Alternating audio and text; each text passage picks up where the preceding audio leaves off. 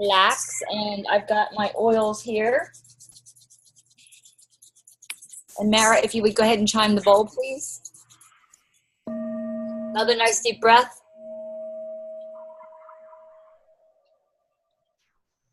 Another time, Mara, please.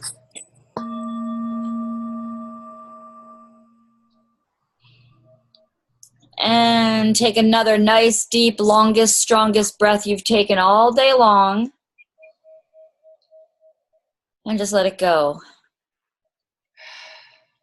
And for a moment, I'd like you to keep your eyes closed and just listen to my voice. I want you to imagine over top of your head a beautiful iridescent light. And this light is swirling. And on your next breath, I want you to bring it down into your crown and allow it to permeate your entire being, every cell in your body, filling you and your aura with beautiful iridescent light.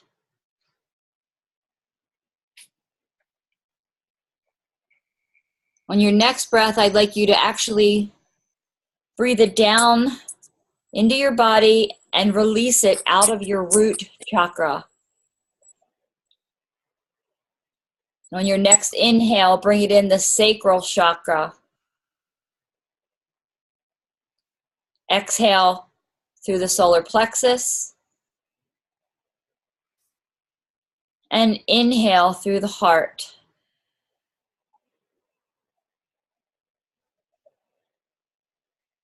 Exhale out throat. And inhale through your third eye. Releasing one last exhale out the crown. And Mara, if you would go ahead and chime the bowl one more time.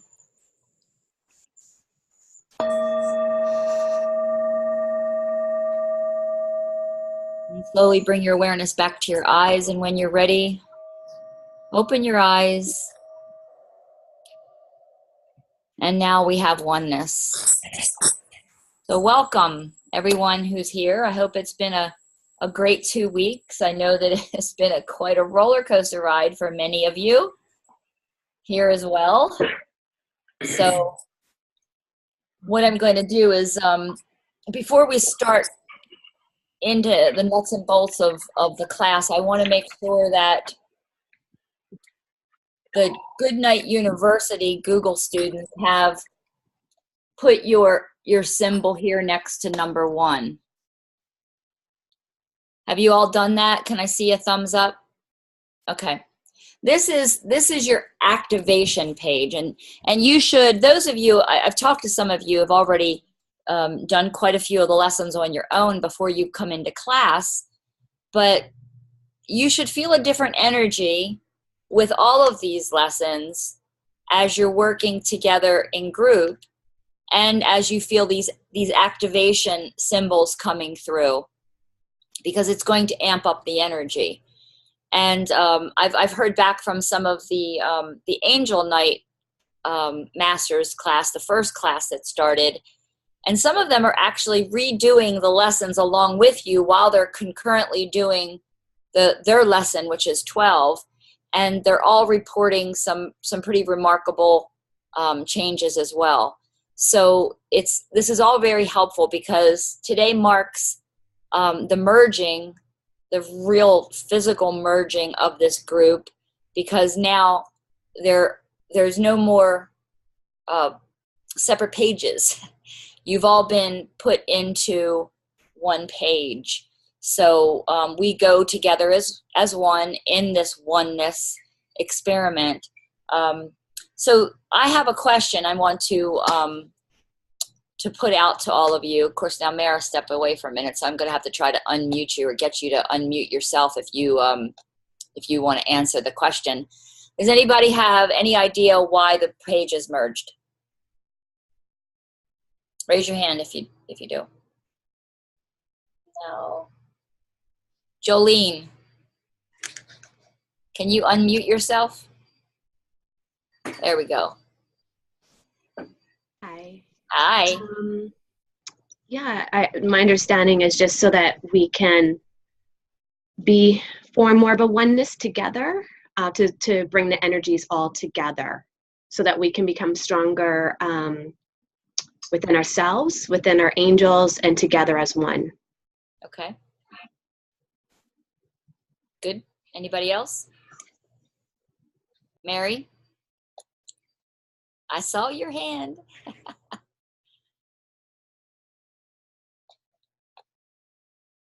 I can't hear you.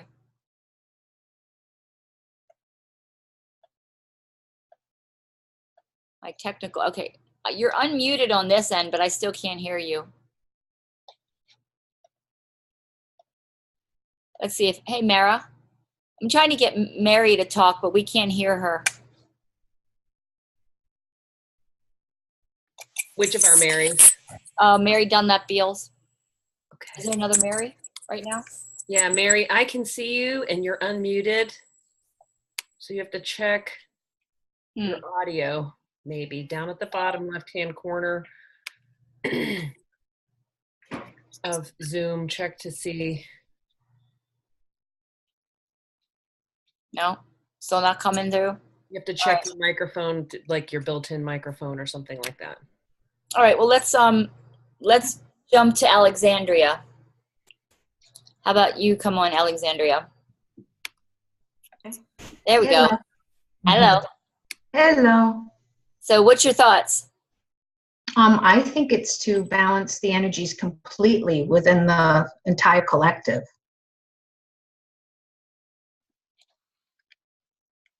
My internet must be unstable because I didn't hear you. Could you say that again? I'm sorry. Oh, sure. I think it's to balance all of the energies within the collective. If we're meant to be together as a whole, then that's the way to get all the kinks worked out. Mm-hmm. Yep. That's part of it. That's absolutely part of it. How about anybody else? Is that Leslie? Leslie had her hand up. Go ahead, Leslie. Is it to do with the merging? I'm sorry, say that again. Is it to do with the merging of us as a oneness and with our angels? It is. It's that's part of it as well. You're all getting part of all the answers. Anybody else? Mara. In the middle, Mara? Yeah. Can you unmute? Oh, there we go. Okay. So maybe it's because to this point we were getting a certain number of people together, and we've hit sort of a critical mass number that allows us to start to sync and move forward together at the same rate. Yeah, I love that because I heard right before you said, that's why I laughed. I heard critical mass right before you said those words. So yeah, I love it. I love it when that happens. It's so cool. Yes, all of that is correct. And there's also a very interesting thing that happens. We've gotten some of the people who started before now, and I'm talking like 30 some years ago. Anybody can become complacent or think they know at any given point in time. And when that happens, then there's this wobble of energy in the group, and we have to address that. There's an interesting thing. Michael assigns the angels to us based on our frequency and our vibration. Some, we've talked about this before, it's an attraction that happens since birth, and some it's something that's just merging now. And when we get to the point where we think we are that energy, or our ego flares a little bit, then there's a wobble that happens, and it can throw the whole group off. So there's a readjustment, there's a reshifting, a settling of energies that has to happen. And like, you know, people have said in the past, or thought in the past, you know, I can't lose my archangel. Me and my archangel, we're one, man. We're like simpatico. And as soon as you say that, it's like raising your hand going, oh, please, lightning strike me. Okay?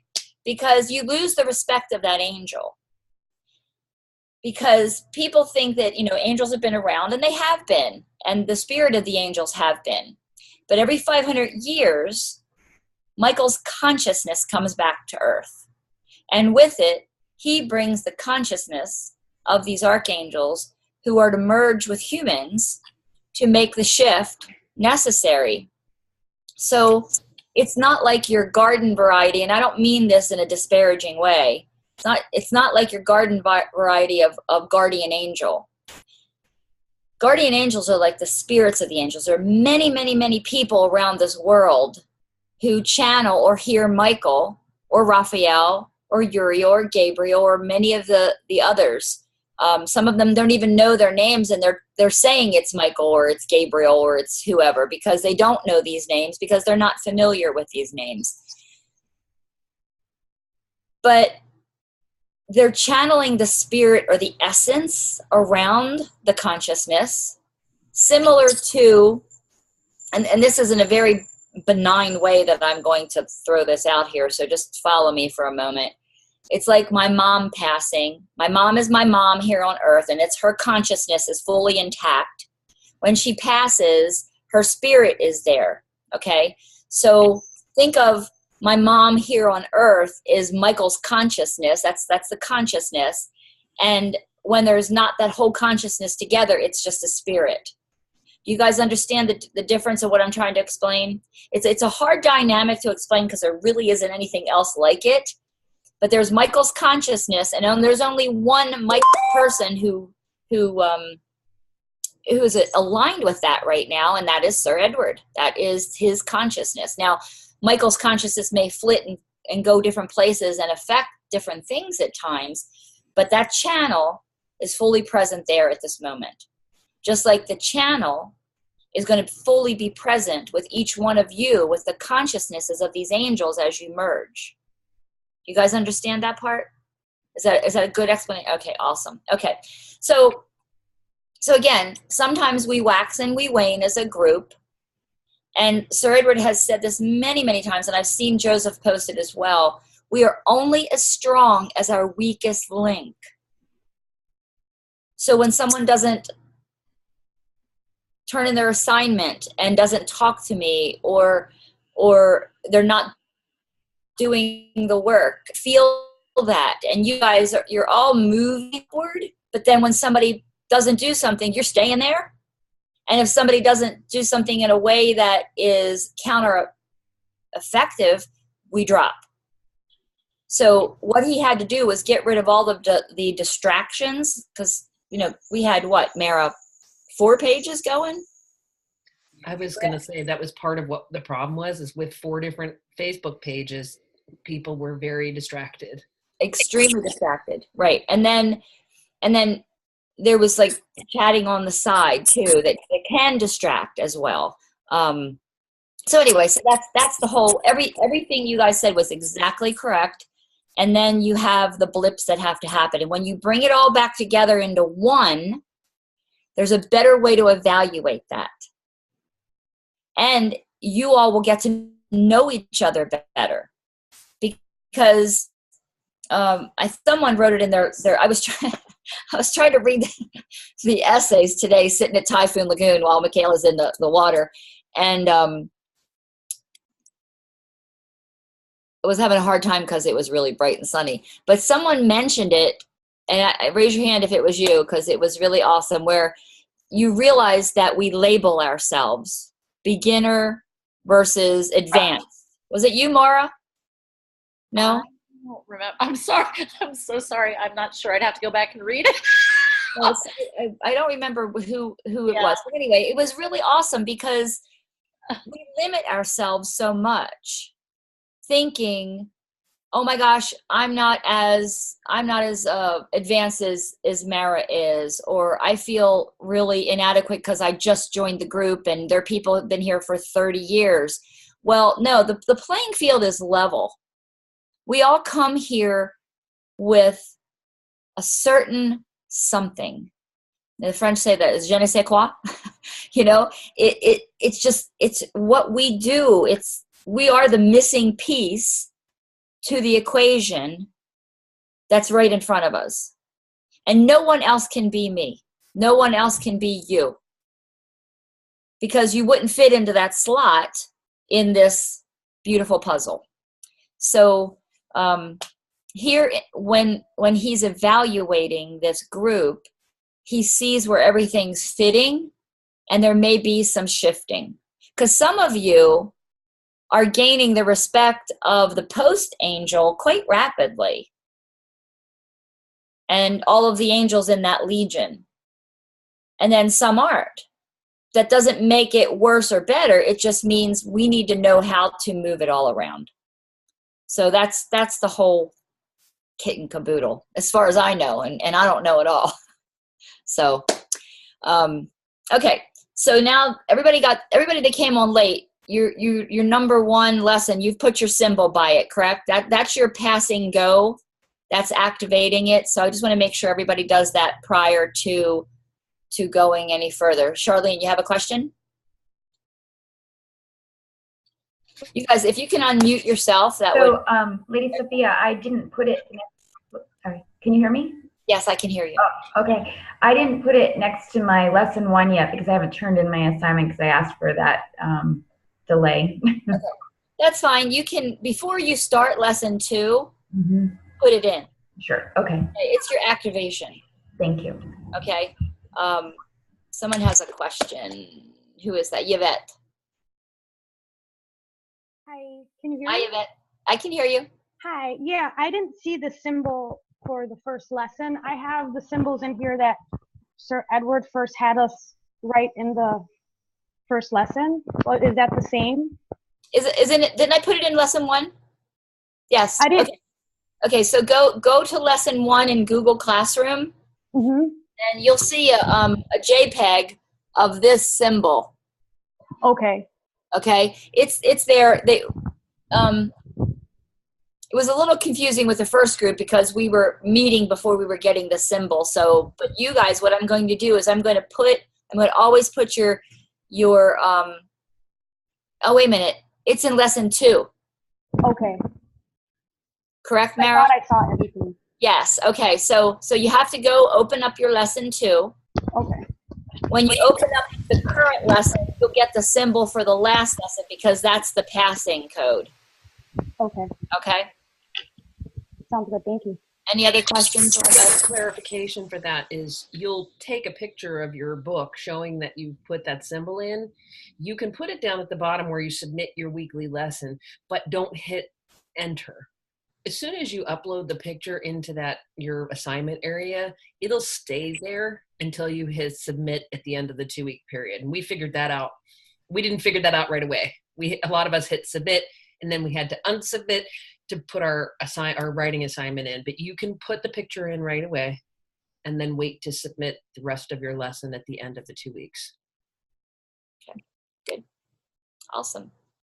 Okay, so any other questions on the symbol? We good? All right, how about group 1, the GKU group? Any questions on progressive relaxation or your lesson? No? Have you all looked at lesson 2, your site? Anybody have any questions on that? No? Who is this? Candy. Somebody had, oh, I know, Finn. Finn, can you unmute yourself? Yes, hello? Hello, Finn. Who's your angel, Finn? Raciel. Okay, I am told they want to talk. So take a deep breath. Okay. And what do you hear that needs to come through?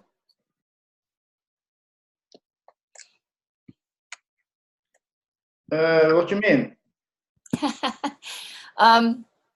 There's a message that your angel is trying to give the group. Do you hear any? Do you feel any message coming through right now?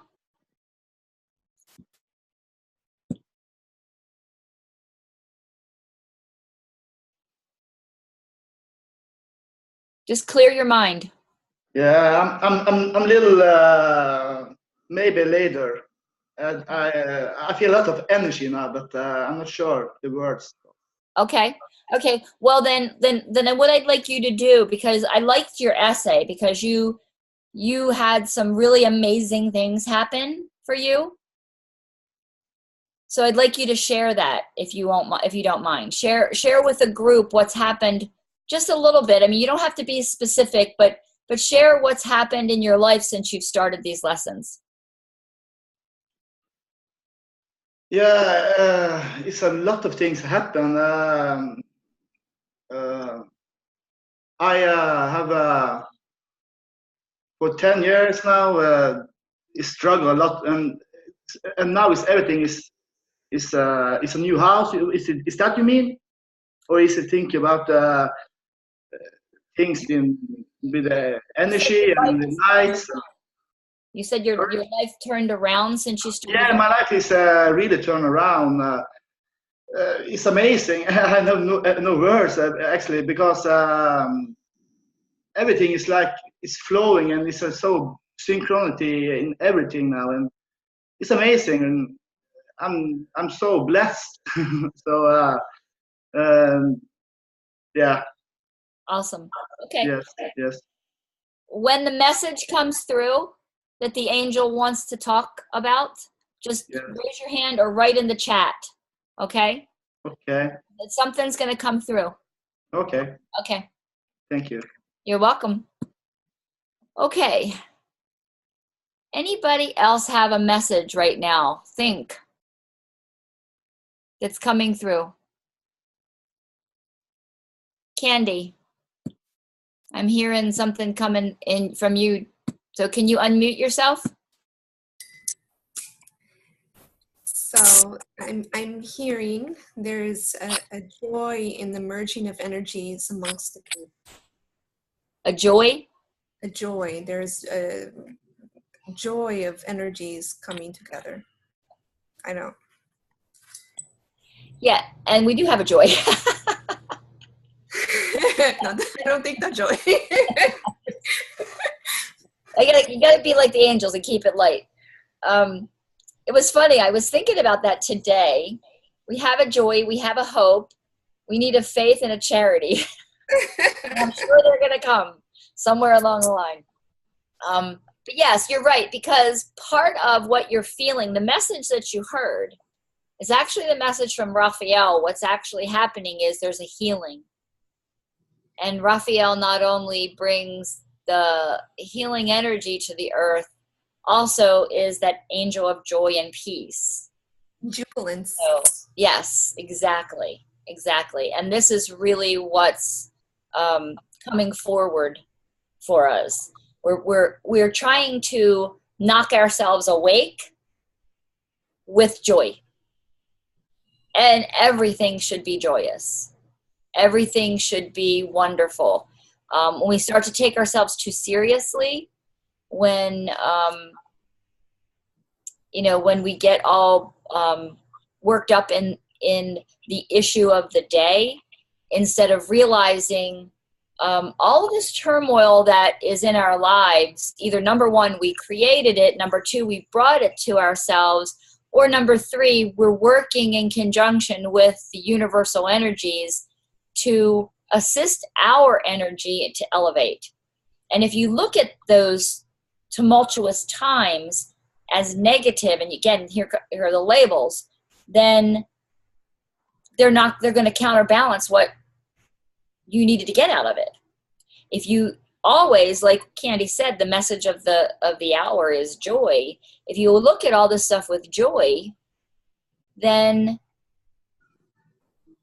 you elevate exponentially, because you're bringing it into your heart and your energy system with love instead of with angst.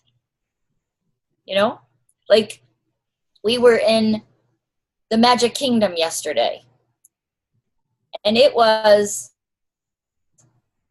for most people, to say miserable, because it's the most happiest place on earth. It's so joyous, but there were so many people there because it's Easter break that people were miserable because they had to wait 3 hours for a ride, or they had to wait 45 minutes to get a bottle of water. But I just loved being there. I love looking at it all. I love looking at the people that are happy being there, even the ones that are miserable, the kids that are screaming, and the moms and their dads that are having issues. It's just a beautiful place to be. And if you always look at everything with those eyes of joy and love, then the lessons that are placed in front of you will open and expand your mind more than if you keep pushing it down. So thank you for that message. Maura. Can't hear you. Oh yeah, okay, now she said it's unmuted. Okay.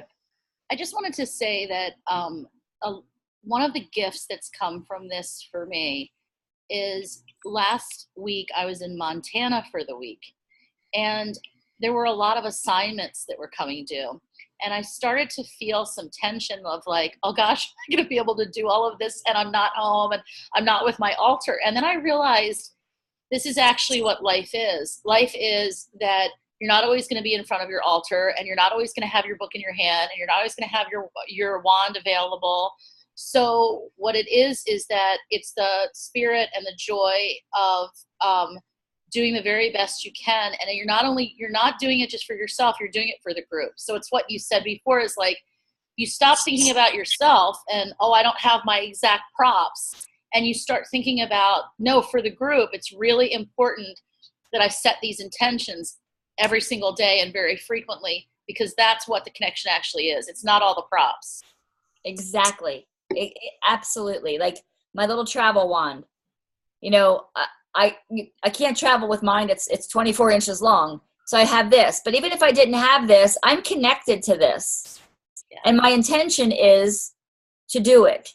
And even the well of healing, you don't have to take a picture of yourself every day. I mean, what if you're sick in bed with the flu and you want to intend, I intend that I'm sending it to the group for the group. I can't take a picture of myself looking that way. You know what I mean? It's no big deal. You do what you can. And you try to make great plans. Like here, me, I knew I was going to have to do this class on vacation. So I brought my book. I brought my little travel wand. I brought my sage, forgot my chime. Okay, so there's a way around that. But you're right. We're doing this for one another. It's funny, and I have to give you guys this story. For years when Sir Edward was still at the castle and we were working hand in hand on all these different projects, and he would have all these expectations of the knights to do certain things. And I'd always say, Sir Edward, they have a life. They're not like you and I. We don't have a life. Because our life was this. It was the castle. It was taking care of the castle. It was doing the gardening. It was building whatever. It was taking care of camp. It was whatever needed to be done. That was our life. And then everything outside of that, like my practice was secondary to this. This is primary. Same with him, primary.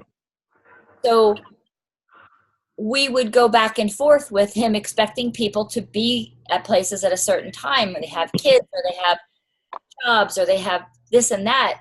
And he'd say exactly what you said, Mara. It's all about the intention. Are they connected energetically, or are they disconnected? Do their lives take priority over this? This is your life. And this is what you're being pulled to do. You are a piece of this. Remember, we're like a colony of energy together. So your intention to ping into the group all the time is the most important thing. And you're right, not the little props. Props help. We went into a crystal store down here the other day, and I had to leave.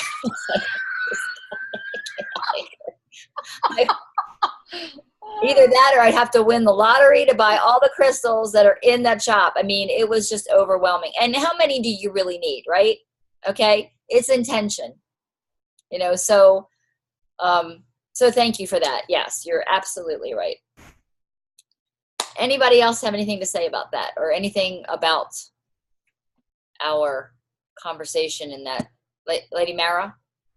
No, it's actually unrelated. I just want to not forget, we need to go over some logistics for making sure you know how to get in here since we've merged the groups together. Okay.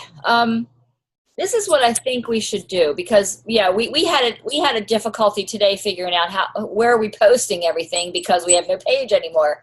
And I'm not positive because I haven't talked to him about this, but I think the Project New Atlantis page has people that aren't in the classroom. Isn't that correct? Yes, I thought so. Okay.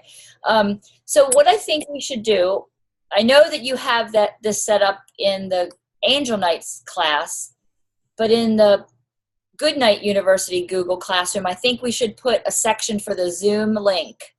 It's there. It's there. Oh, it is there. Okay, then that's how you get in. From now on, if you can't find it, just what you ought to do is, like on my iPhone, I set my calendar for every other Wednesday at 4:30 Eastern time, whatever it is, daylight savings or whatever, but just Eastern time, that there will be a Zoom call. And the link is always the same. It's in your Google Class space. And as a matter of fact, I think I have mine on my calendar, so I just gotta pop that through. There was definitely. There was an issue with the Zoom link the last time, and I corrected that today in both of the classroom spaces.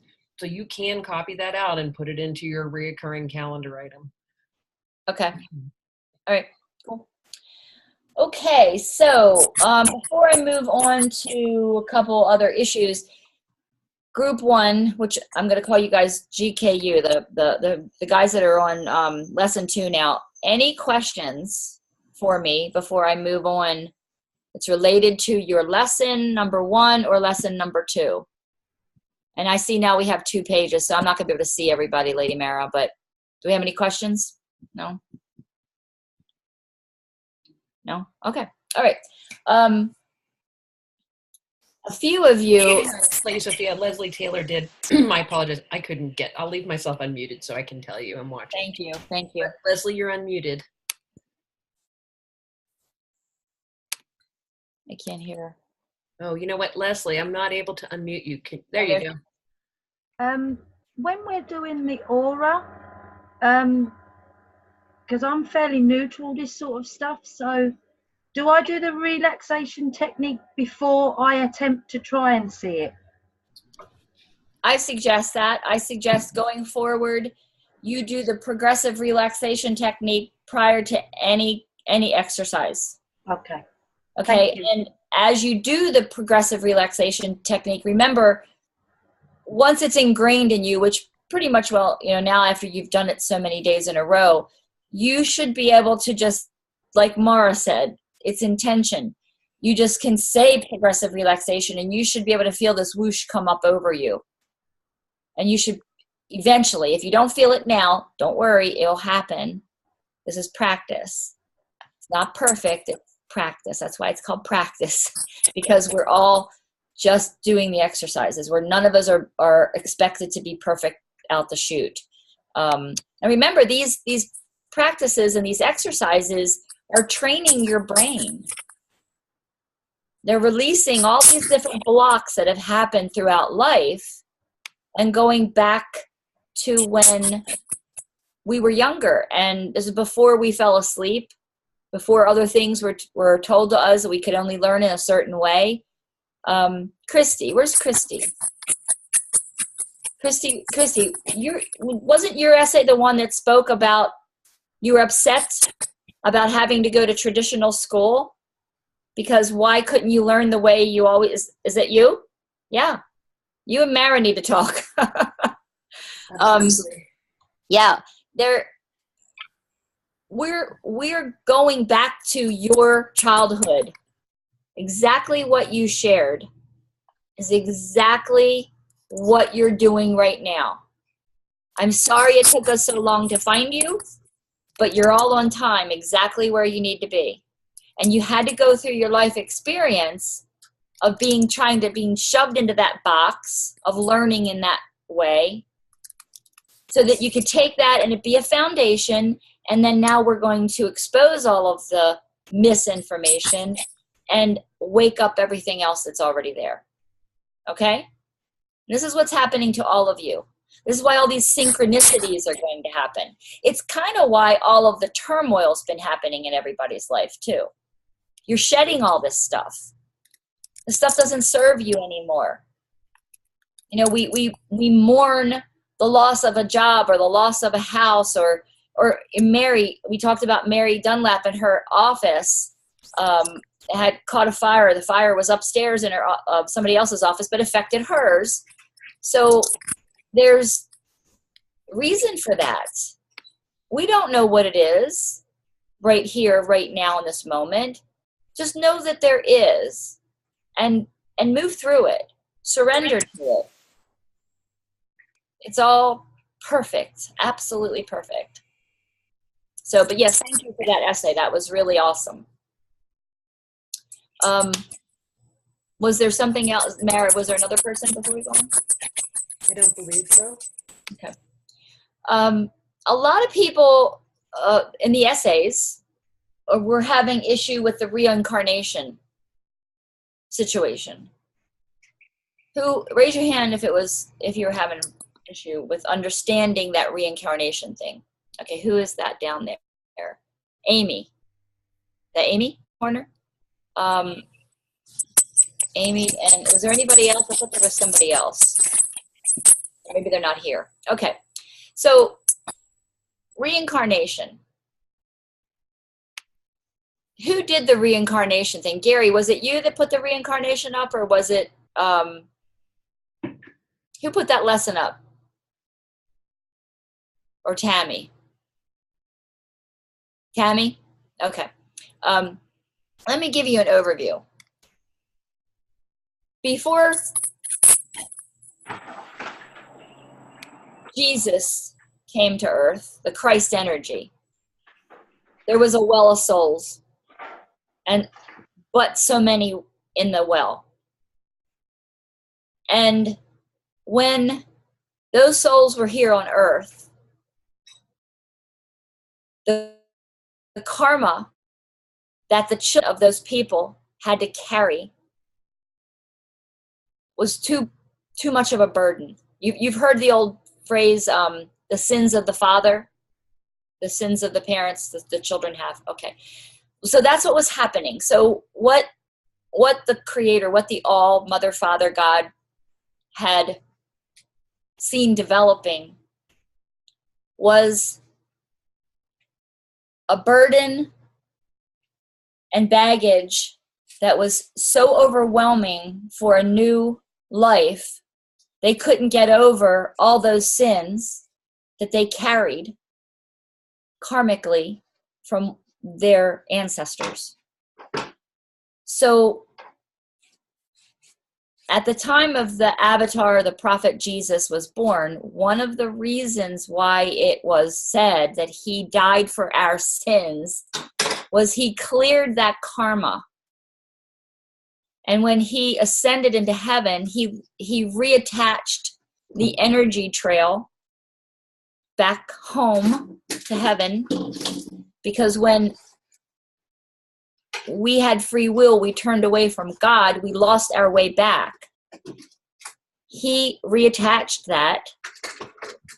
And from that point on, there's no reincarnation in the fact that the same soul keeps coming back. What does happen, and this is why people think that they've been reincarnated, is that spirits, once I pass and I find my way over there and I say, oh man, I could have done so much more. Please send me back. No more body for me, but I get to come back and influence someone else here. So those are the spirits. When you have a past life regression, I do past life regression with people.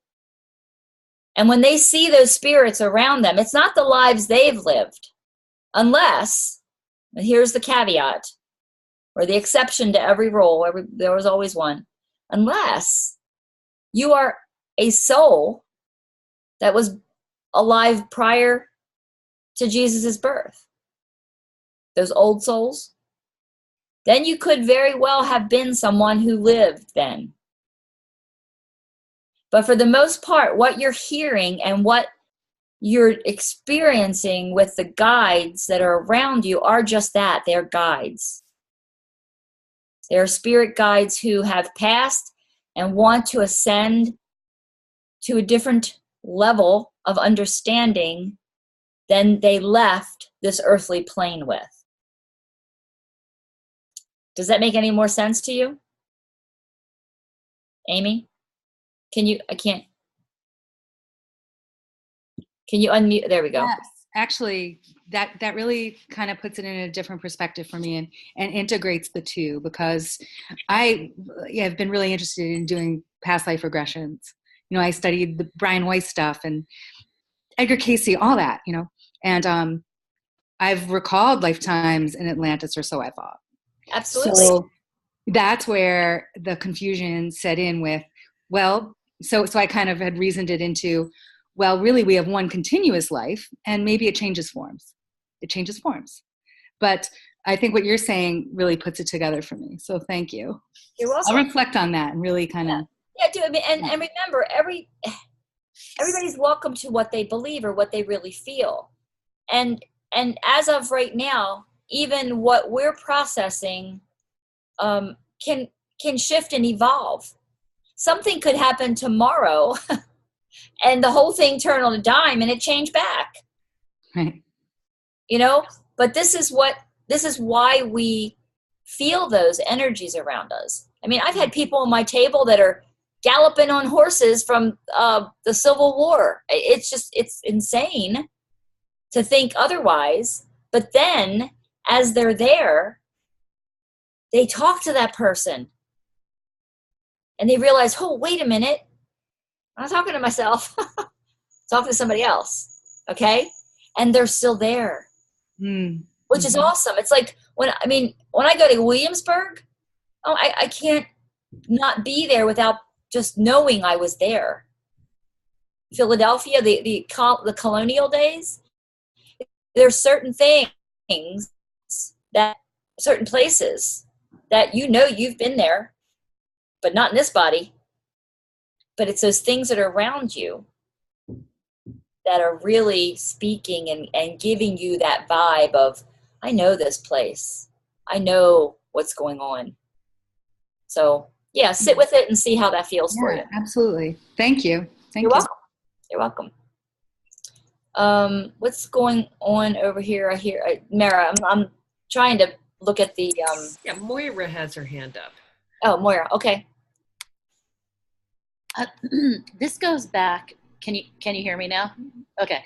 This goes back to what you were saying earlier when you were explaining the archangels, and I literally never put this together, but and I haven't said anything about this, but through life I've received very specific messages to give to people, and typically it's strangers to me. And it's typically if they touch me. So basically it's happened a lot with massage therapists, and it's happened in other countries. Like in Singapore, it happened when the woman barely spoke English, and the messages frequently have to do with their children. And I will say it's always been a very uncomfortable thing, because imagine if you're with a stranger and you say, I have a message for you. Do you want to hear it? But I always do that because I feel like that's why I was given the message. I'm not supposed to just sit there, quiet about it. So these messages that come to me, I don't hear a voice. I don't see a vision. I just have a message. It's like, it's just crystallized. And I say to the person, okay, this is what it is. And so a very specific example was the person in Singapore, where it was one of their children they had had a horrendous fight and separated from each other. And she thought that the person, her daughter, said horrible things to her. And I knew it was a daughter. and that she was going to come back within a year. I couldn't say when, but within 6 months to a year, and ask for forgiveness and understand what her mother had sacrificed for her. And when I told her, she just burst into tears and said, that's exactly what has happened. And I said, well, it'll be up to you whether you forgive her or not, but you will have a chance to have this relationship back again. Well, all this time, I've always thought, where the heck are these messages coming from? Like, because I don't get like, this is Archangel somebody, or this is Spirit. I just literally get this message. And so I just feel so much better having heard what you said, because I feel like I'm always not afraid. It's not the right way to say it, but I'm always careful because I only want to work with light and never with dark. And I feel like there was a time in my life where dark tried to enter, and I said, you're not welcome here. So when I get the messages, I always feel like it's light because it's never self-serving. It's like the opposite, because I risk people thinking I'm insane to give them their message. But it helps me a lot to think about the archangels' involvement in all of this. And I thank you for that. You're welcome. Yeah, the angel, see, you're all working with at least one archangel right now. Who knows what, some of you are merging, and who you're going to actually wind up with, I don't know. So you definitely have the protection of the angels.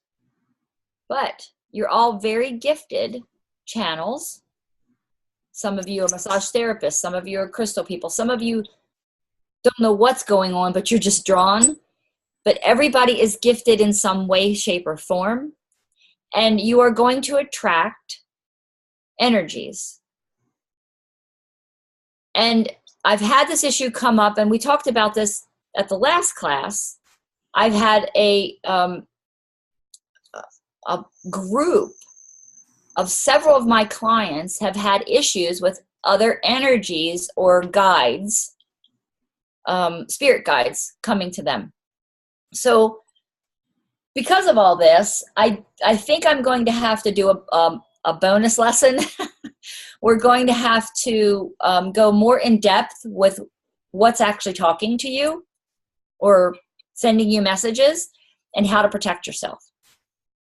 Because if some of you are channeling, one in your group wrote me today that she was very drained after channeling for someone. That should never happen. Never. Should always be one up for the person, one up for the person delivering, one up for the person getting. The energy coming through should never drain you. So you're either not protecting yourself, or I'm not going to say not doing it right, but there's something going on there that we have to address. And I'm also going to add to both pages lesson. How many of you know about William Rand and Reiki?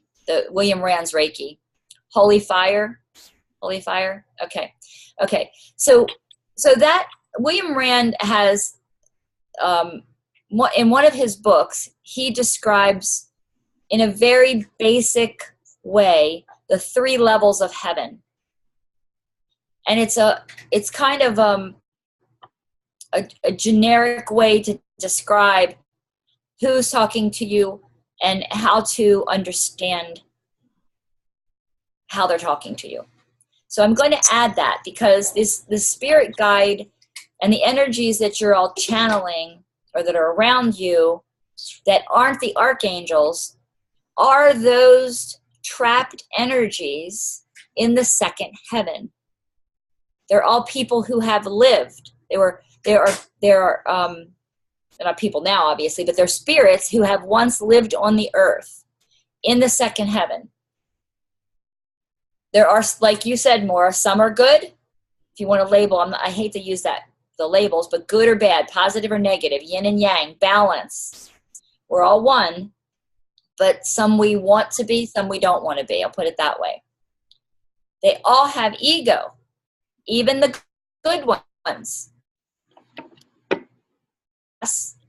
And I get over and I go, dang, I want to go back because I didn't elevate enough. I didn't do what I was supposed to do. So I can't get all the way to the highest level of heaven and experience that because my understanding never progressed on earth.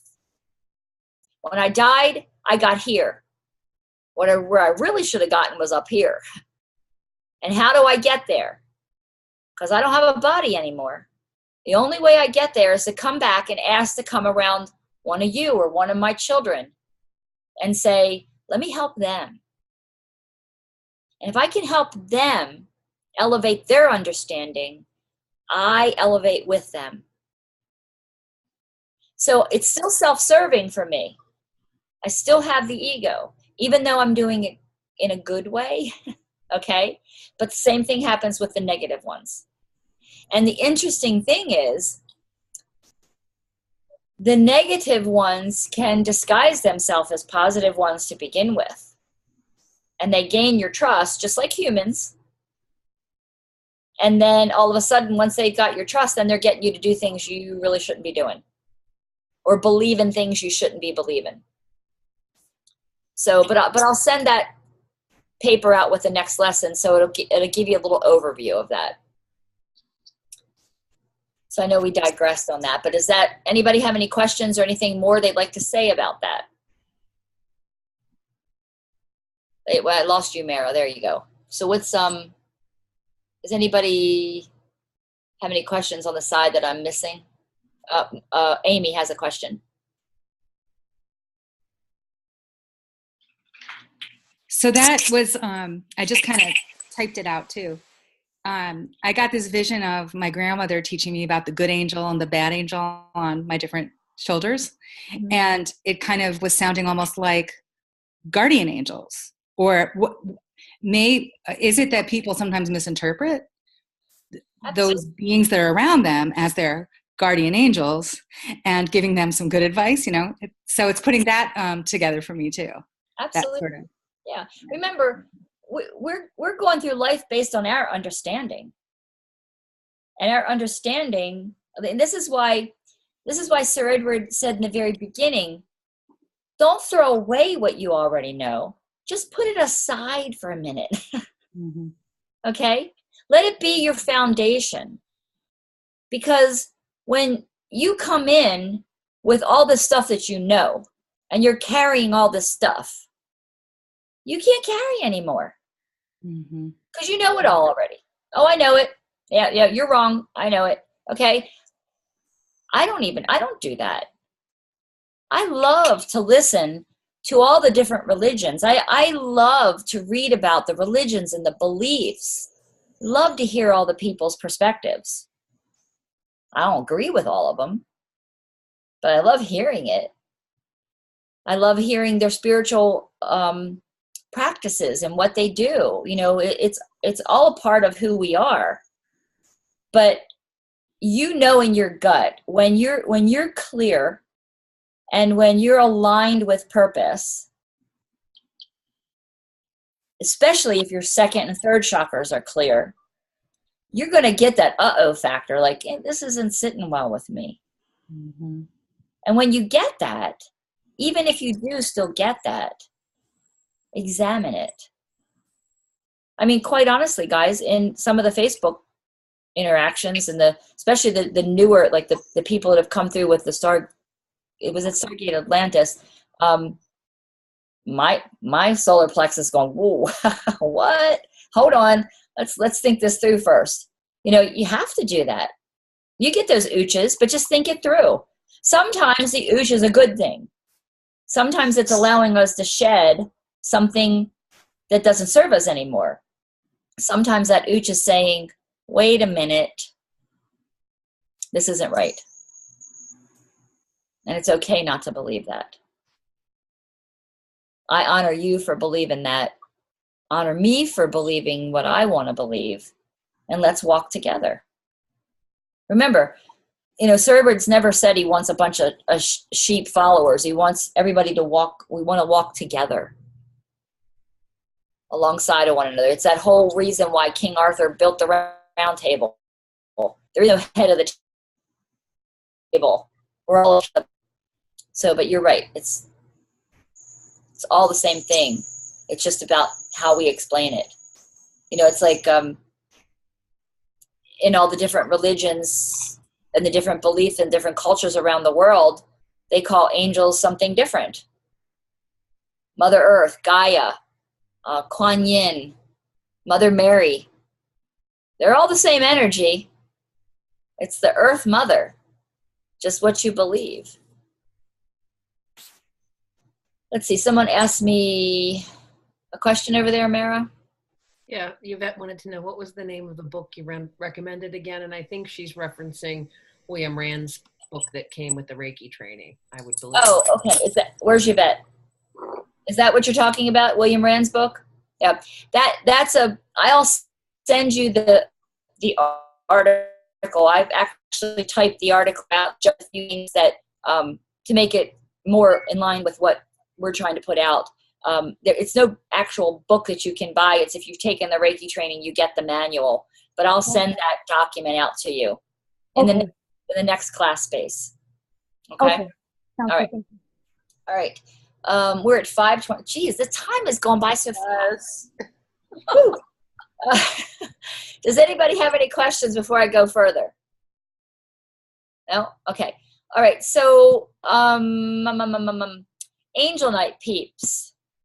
Have any of you gone into your lesson 12 yet? Okay. Have you listened to the meditation? Anybody listen to the meditation? Clayton. Okay. All right. So let me give you a little history on this meditation. And I'm going to let everybody do the meditation with me in a little bit. This meditation is part 2 of your meditation you did last month or last lesson. It's to take your experience deeper with whatever that questionable situation was in your life. And I think I might not have told you guys this yet, but I always use Sir Doc as my guinea pig or my test subject.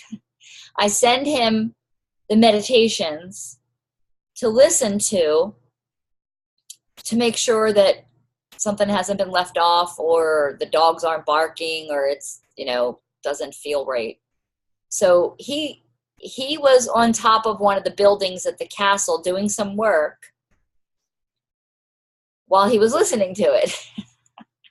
And he calls me and he says, "Oh, no, you can't, I have a problem with this meditation." And I said, "Why is it bad? What's wrong?" And he goes, "Well, it's dangerous. I think it's going to take them to a place and they're going to get there and it's really difficult."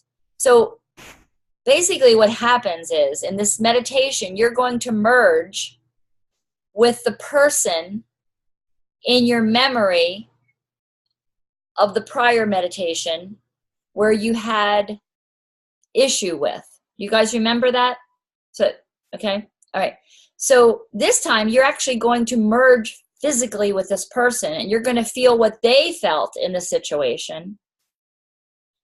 So you're going to get a 360-degree perspective of what it felt like to be in that memory.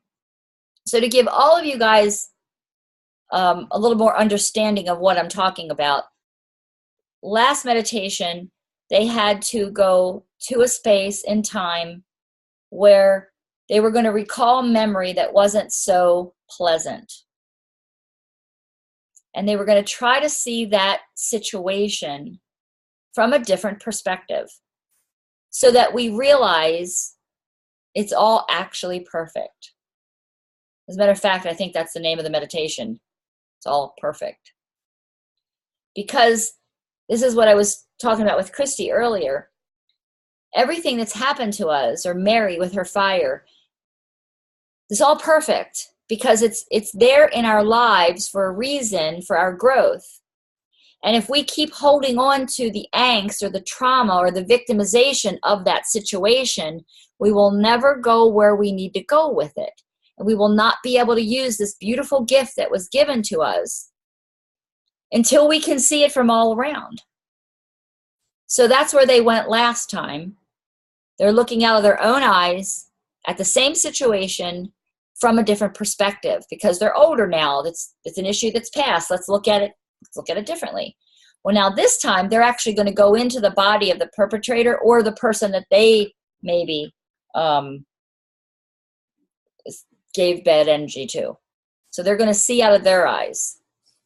So what I wanted to know was, you guys want to do it now together so that you feel comfortable? Would you like to try it? Everybody? Give me a thumbs up. Okay. All right. Okay. Before I go into it, does anybody have any questions? No? Sure. Yeah. Do you have any parameters on what we should challenge ourselves with during this time? Well, I'll tell you this. Parameters. If you want to, if the first group wants to just listen, you can just listen and watch. If you want to go into it, then what I would like you to do is think about a situation where it wasn't the best situation in the world for you, and go into it with that in mind. What actually happened in the last meditation was, and several people reported this, so you go into the meditation, I'm talking about, oh, you're going to, remember a situation that it wasn't so great for you, and when I hit the chime, that memory will come. And people were going into it with a preconceived notion of what they were going to see, and as soon as the chime hit, something else came to their awareness. So you can do either way you want to do it. But the reason why I wanted to do it together tonight, and those of you who don't want to do it can log off too if you don't want to. The reason why I wanted to do it tonight is I want to make sure everybody's okay.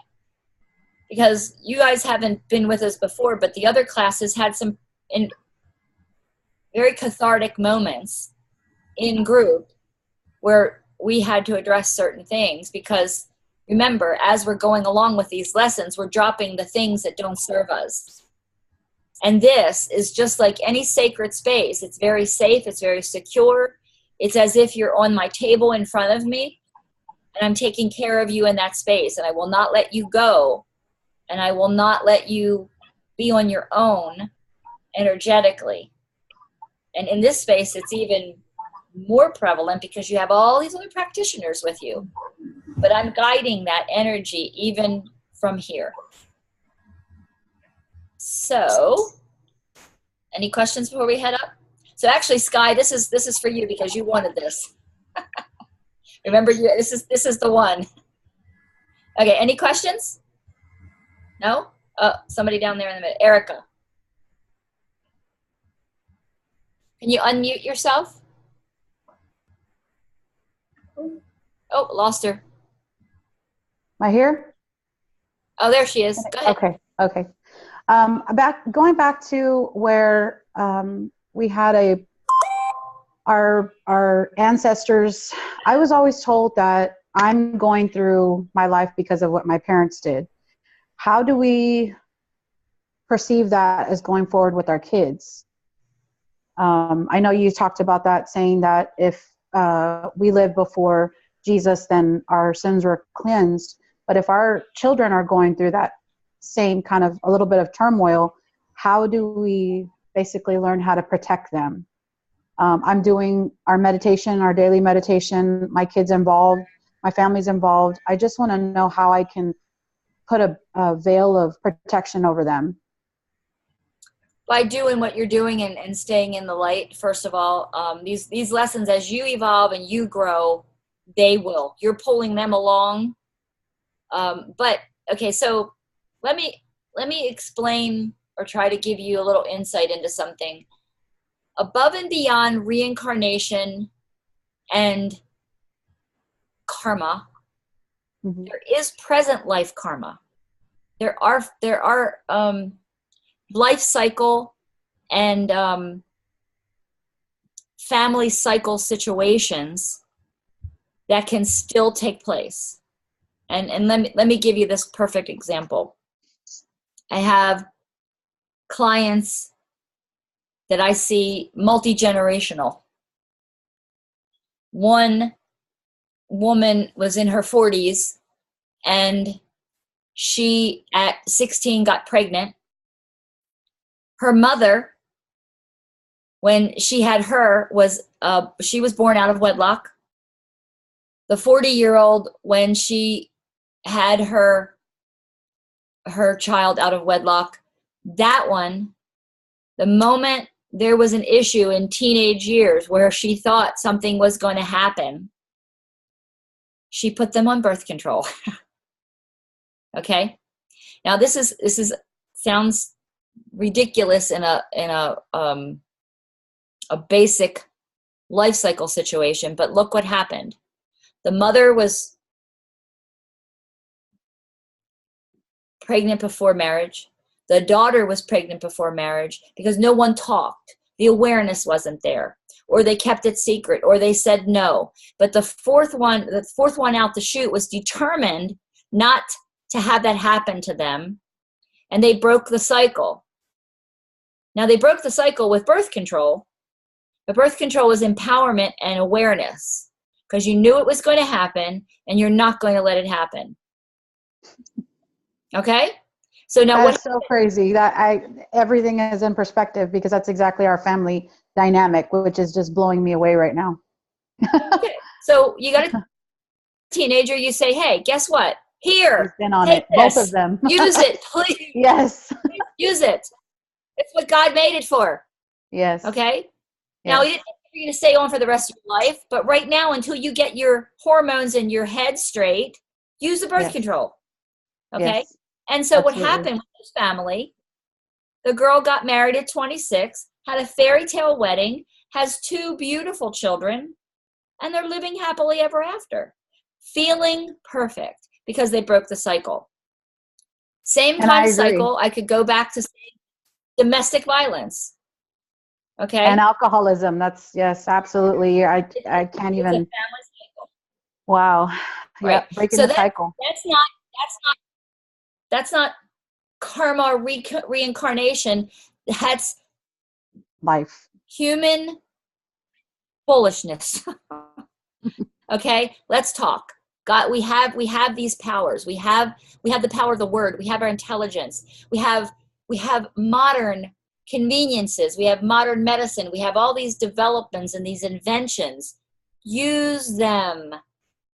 I'm integrative medicine.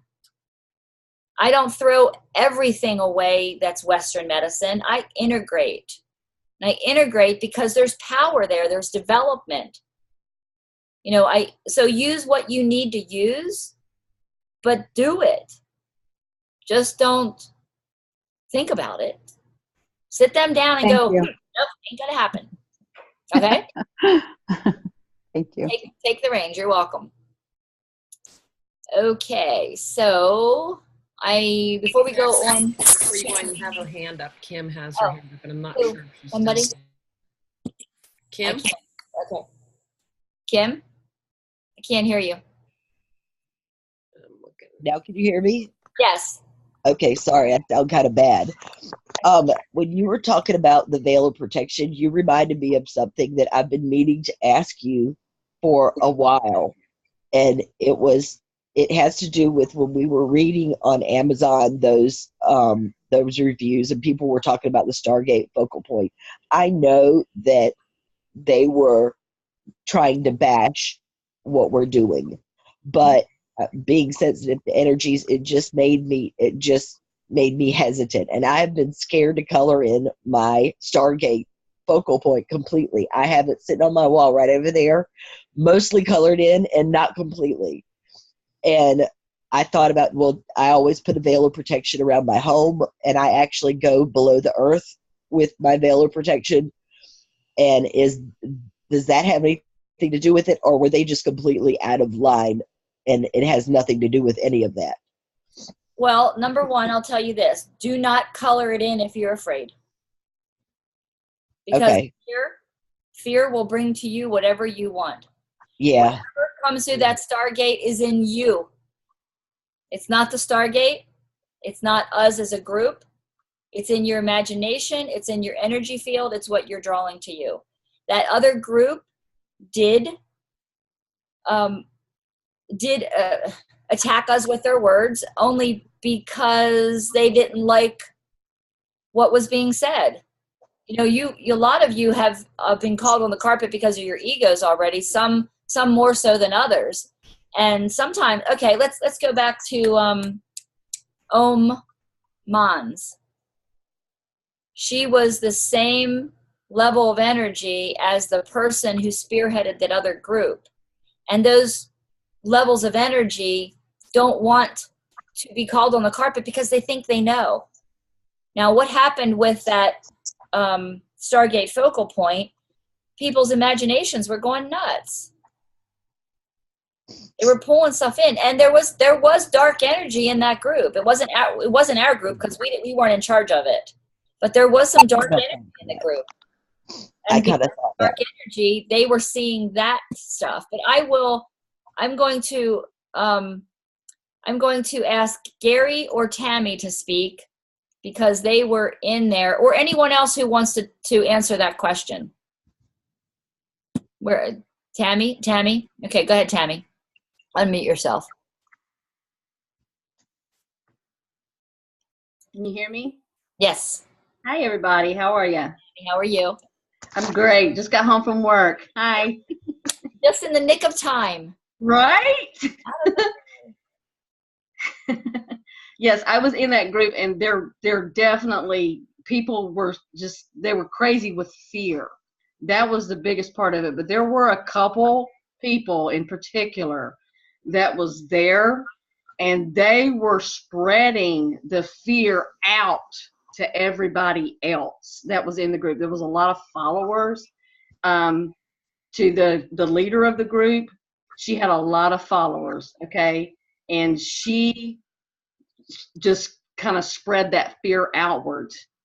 And the people were just like, oh my God, it's a Stargate, and it's a portal, and you're just calling up spirits from hell in this portal. I mean, it was crazy. The things that were going on and the videos that they were doing, it was insane. They were even blaming Sir Edward. I got real sick in the midst of all of this. And I believe it was an attack, but certainly not from Sir Edward, and certainly not from Lady Sophia. But they were blaming them for my sickness. I mean, my health got really bad there. I mean, it sent me to the hospital.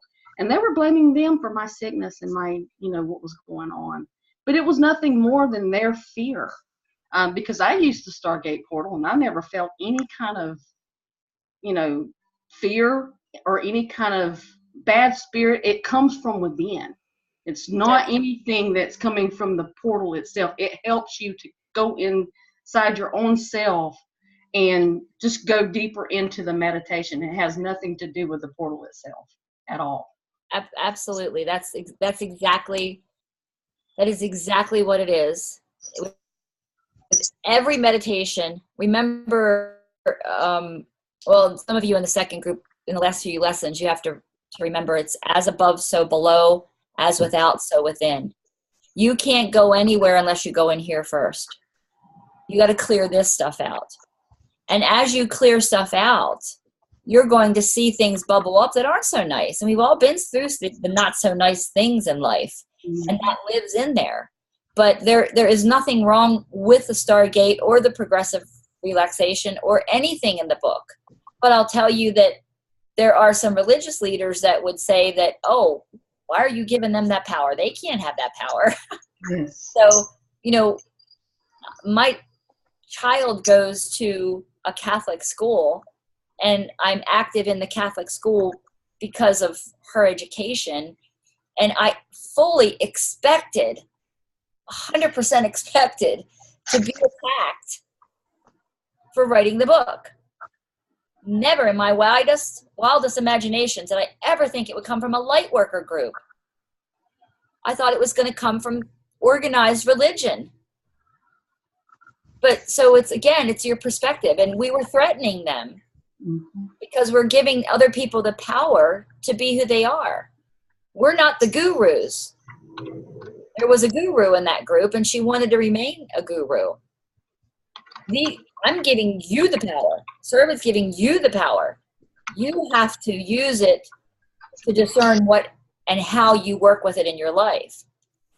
And one of the reasons why I suggested don't do the Stargate focal point at first is so that you're all on the same page. They're ancient relaxation techniques. Whichever one works for you, do it. But again, Kim, and all of you, if you're afraid of something, you will attract it like it's a magnet. You will bring it into your life. I had a client who was deathly afraid of spiders. She thought she was going to open her drawer one day and find a spider. And danged if she didn't. Big, hairy, black one in her makeup case. Who did that to her? God? No, she did. She pulled that spider to her. Hopefully to get over herself. I don't know. But remember, we got to let go of these fears. Fear is an illusion. Gary, did you have your hand up? Yeah, I wanted to comment on that because, well, in some way in that first group, I feel like I kind of led the charge with the Stargate portal exercise. And, you know, all your fault, Gary. No, it's not, but it's part of my story, which is a cool name, and that was why I promoted it as that. But I started working with it, and I've worked with other stuff before. I can tell you that it is a relaxation, and I'd say primarily a concentration exercise. And if there is a portal, it's within your mind. And the whole thing is designed simply to help you get into a state of mind to where you can access inner levels of consciousness and awareness. At least this was my experience with it. And then when all of the talk started about the archons and demons coming out of the portal and feeding on people's energy, you know, it's pretty crazy stuff. And I started to notice fear coming up in myself. Even though I knew exactly what was going on, that storyline was in my head. And I would sit down and be like, oh, wow, I wonder if that's real. Like, I wonder if that's really what's happening. And shake off the fear that was coming up in me that was being stimulated from that to get back into a centered place of knowing, to gain the benefit of the exercise. And so I guess just my point in saying that is that we can be influenced by fear from outside of ourselves, but we have to be the one who allows it in our mind, whether or not we entertain it or not. Because everything is just access to different dimensional levels within, and fear is one that exists. But it doesn't come from anything outside of yourself. Nope. Exactly. Thank you. That is exactly what you just said. Lends to the power of the word. The word that people are putting out, that the power of the word is programming. And remember, you know, Suribert has said this time and time again, and we've said it in the book, when does a lie become the truth? When enough people believe it. Think about it. If I told all of you XYZ and you started to believe XYZ, it's the truth. When all along it's ABC. But I told you XYZ. But if you believe it, it becomes your truth. And that's what was happening. They were believing it, and they were trying to get others to believe it. And when you try to get others to believe it, and there is no other way, what else do you have to do? You have to vilify the source of where it came from. Right? Who said that? Mara, tell me, right? Is that Mara, you have your hand up? Okay.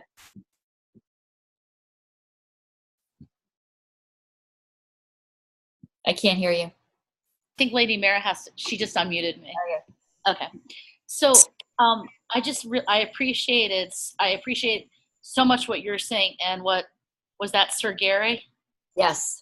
Okay, because there's for me, there's another part to it, which is you can get, like, in quotes, fooled sometimes and sort of drawn in and starting to think a certain way. And then you can catch yourself and sort of reground to what you actually know, and that can help you with the fear-based stuff. But it's just like what you were talking about earlier. Having a moment where you're caught up in it is exactly where you're supposed to be as well, because it then gives you insight and compassion for people who allow that to be what drags them through life by the nose. So I think sometimes you go through something and you think, gosh, that was so stupid of me. But in reality, no, because the only thing that would be stupid is if you don't learn from it, is if you don't take it as a great opportunity, because then it makes you that much more compassionate to other people. And if you speak to people from a place of humility and compassion, not like, I would never do that, or I would never think that, but actually from, gee whiz, I know what it's like sometimes to actually, then I think it makes the love and light connection so much more powerful. And we're all human. It does. And I like what you said about, we all get caught up in that fear. I send love and pray for the admins of that first group and for Omans, because I feel like one day when everything shifts and they see, when the veil of ignorance is lifted and they do see, I pray that they're alongside of us. You know, I pray that they've seen that this is really what needs to be done, because I'll rewind and tell you, back last June when all of this stuff happened with that first group, that we were just members of, we weren't the admins. I got fearful. I was sick to my stomach for 3 days. I don't like conflict, people. I'm like Raphael. It's like, I'm the lover, not the fighter. So I didn't like these nasty things they were saying about Sir Edward. That was killing me. Like, oh my, how could you, what? How could you say those things? And I was afraid for his reputation and what we're supposed to do, and the whole thing. And then all of a sudden, Mara had just talked to Elaine about something else, and Elaine said to Mara, what if this is all just actually perfect? And Mara said that to me, and I calmed down, because we thought to ourselves, two things are going to happen here. Those people are going to see the light, or the whole group's going to implode and go its own way. No matter what happens, we're still who we are, and we've learned a valuable lesson. So each time I have that fear, like, and then there was a little bubble with Omans, because she threatened to put it out on video that we're whatever, I think she called them an antichrist. I'm like, okay, so that little blip happened. And as soon as that little blip happened inside of me, I'm like, oh, wait a minute. I survived this once. I remember what that fear felt like. I don't have to go there again, because it's all actually perfect. So we learn, and it is all actually perfect. So yeah, so Gary, thank you for that, because that was spot on. Oh, Mara, you have something else? Well, this is the last thing, and this has only come true for me over, I would say, the last year. And that is that I always pray every day, and I was always praying, different issues in my family, friends that are having problems. But now, on a daily basis, I consciously say a prayer for family, a prayer for friends and people I know, and then I say the Lord's Prayer for everyone who has either given me personally a really hard time, or politically, with the way things are right now anyway, I say a prayer for all the people who are doing or saying or behaving in ways that I think are really negative or counterproductive to sort of universal peace.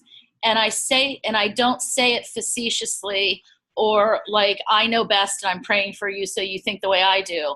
I literally am saying it in a way that may some energy move through that makes life like better and more loving for all of you, because it's through that you will begin to see we're all actually on the same team. We're all actually, and maybe that's naive of me, but I think we're all on the same team and need to help each other sometimes to find that balance and peace inside so that we can be kinder to each other. And that's actually perfect as well. When you send that out, as long as you're sending that out and that is your intention, that they do with it whatever they feel they need to do with it, not for any specific purpose. I've had a couple people say, well, I can't wait until they see the light because they're going to see that we're righteous. And I'm like, no, that's not that's not the intention we want. We just want them. I just pray for them and send them love. And when you can, and I'll say this from my experience, and I won't go into my experience because we only have 3 minutes left now, but when I was younger, I was victimized. And through years of processing different things, I came to the point in my life where I not only forgave the person, I transcended and thanked that person. Every day I woke up and I thanked that person because I'm who I am today because of that person and what that person did to me. And it wasn't nice, but it was perfect for me to be here with you and for all the children that I serve. That person did that. And if it wasn't for that person, I would be somebody different totally. So when you can send them that and that love come through you in that direction, really come through you in that direction, that's where you want to go. But you can't force it. It's got to happen organically. It's got to happen when it's time for you. I have one last question. Who is that? Erica Hernandez. Okay. What I've been trying to do is incorporate us every day by doing my meditation. But I found that I put this little to-do list and I wake up and meditate for 30 minutes and pray, as what Lady Maura said. And then I ground myself outside. I do the focal point relaxation. I'm just starting this and then rereading this week's lesson. And then I put a smile on your face and spread love. Now, is there anything else that I need to be doing that can help me along my journey? I find that there's always obstacles put in place, or I'm always waking up and I'm in a hurry and I need to do something, but am I on the right path of going about this the right way? You're all on the right path. Stop overthinking it. Remember what Maura said earlier. You don't need all of these. These dogs barking. Sorry. Okay. You don't need all the little gadgets. You don't need all the little things. You need your intention in your heart to be pure, surrender, and just be. Okay. Just be. Just go through life and enjoy every moment.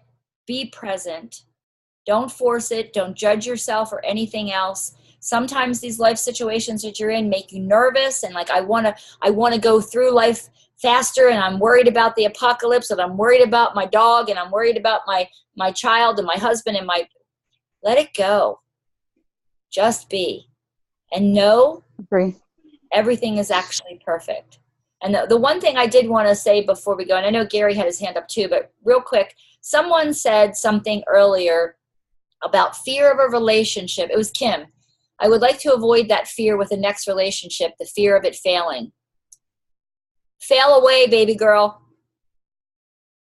I don't know where you are, but let it go. Enjoy it. Go head first.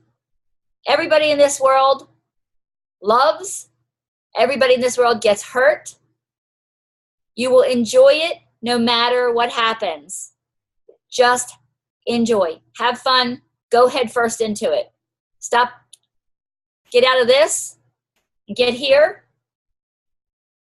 Don't be afraid. Experience what you can. Love as hard as you can. And with the intention of always coming from a place of love, your next relationship will be absolutely perfect no matter what happens. Okay, Kim? Gary, did you have something you needed to add? I saw your hand up before we go. Sophia, there were actually 2 people who had their hands up and who were waiting, and I'm sorry. No, it's okay, but I'm going to actually suggest that we'll come up with some kind of a process, because I know we had people follow the process of putting their names in with the question, and then we had people unmute themselves, and we need to come up with a process to make sure that everybody gets a chance to be heard that needs to be heard. All right. Okay, so guide me here. We have to close this off. So who was something pressing I have to do? Let's check this. Yeah, I know. And we also all need to be monitor and cognizant of Lady Sophia's time that she's putting in and how much time we're asking her to give. Gosh, let me go back.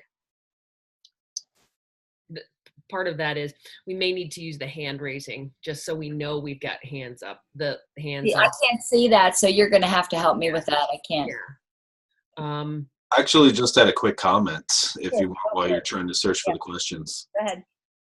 It was on the other idea of what you were just talking about as far as past things happening from the past, bad stuff, whatever. There's tons of distortions and dysfunctions in the world all over. And I think that's the sins of the father. Another way of looking at it is, when something bad happens to us and then we become the perpetrator carrying that forward, like the victim once bitten now becomes the biter. And what I believe is when we can transform and transmute those patterns inside of ourselves and not perpetuate that further, then we're actually transforming that for all of humanity through the linked consciousness grid. And so it's kind of like how do you change the crazy dysfunctions of the world? In some way we have to take them on, transform them in ourselves, and then I think holographically there's less of that dysfunction, particular type of playing out in the world. And so we're, we seem like we have a small life in small situations, but actually doing that inner work of transforming, I think, is changing the world vibrationally, one act at a time. Well, and to speak further on that and what Kim was saying, when somebody perpetrates you, like in a love relationship, if it fails and you're miserable with it and it holds you back from doing it again, now you've stopped yourself from experiencing that part of life because of something someone else did. So it is cyclical. And to expand on what you said, Gary, Sir Edward always said at the round table, we all represent, we are the microcosm. And we all represent a segment of society. Say I represent the crazy Italians. I don't know. Okay, and if I can shift from my mom's crazy flamboyant Italian nature, if I can transcend that, then I can help them behind me. The people who have fear of love relationships, if they can transcend that, you can help that segment of society. It vibrates out. This is part of what you all represent. You are a primary inner circle within the 144, within the 144,000. You're an inner circle. You are the ones, people. This is why you're coming forward. You're coming forward to represent. Not just merge with an angel, to represent that segment of humanity that needs to get over itself. Whatever issues that is, whatever baggage that is, whatever cultural dysfunction, you represent that. It's powerful, And it's a lot of responsibility. Welcome to our world. So with that said, Lady Mara, was there something, did you find anything that I needed? There were 2 questions, and I don't, one was wanting to know the name of the group where all of that chaos happened, and I wouldn't even give that any thought. I wouldn't. And somebody asked, can we have more than 2 classes a month? And I'd say that's really up to you. I mean, you'll have to sit with that because it's a big commitment of time. Erica had a question and Mary had a question, but I don't know which Mary.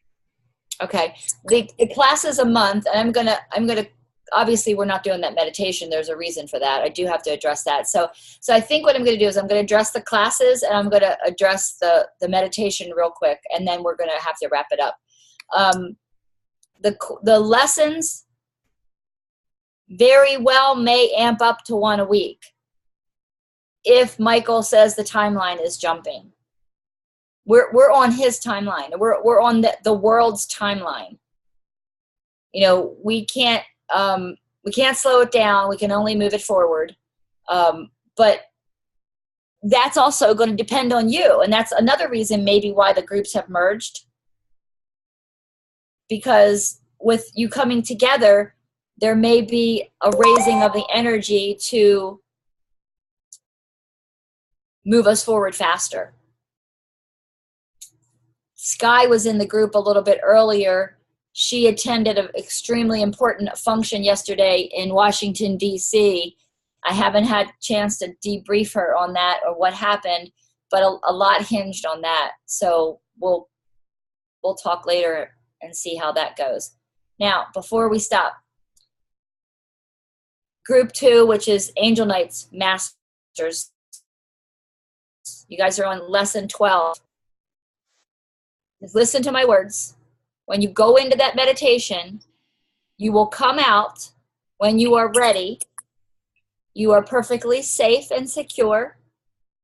And you can revisit that situation anytime you want to look at it on a deeper level. Okay? It's all there in the meditation. Enjoy. I think you're all going to have some profound experiences with this one. If Sir Doc is any judge on that. All right, so, okay, ladies and gentlemen, it's 6:08, so I've taken your time up and gone over. What I need from you, Lady Mara, is your sound bowl. And everyone else, take a nice deep breath.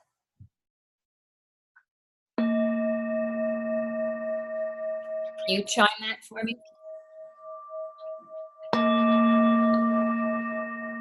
At this time, I'd like to thank Mother, Father, God, creator of all things, all the archangels of love and light, the ascended masters who have attended this session to help guide us, encourage us, and support us. We are one. We are here as representatives, as volunteers in service, to be the light for ourselves and for the world and the children of tomorrow. We are eternally grateful for this opportunity and honored. And so it is, and so we are, and so it shall be. Another nice deep breath. And Mara, if you would hit the chime for me, please.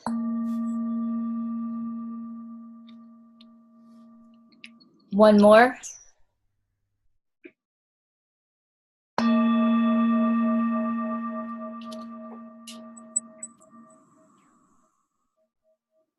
And bring your awareness back to your eyes. And another breath. And namaste. Have a good 2 weeks. If you have any questions, you know how to get me. Peace and love from the happiest place on earth. Bye, guys.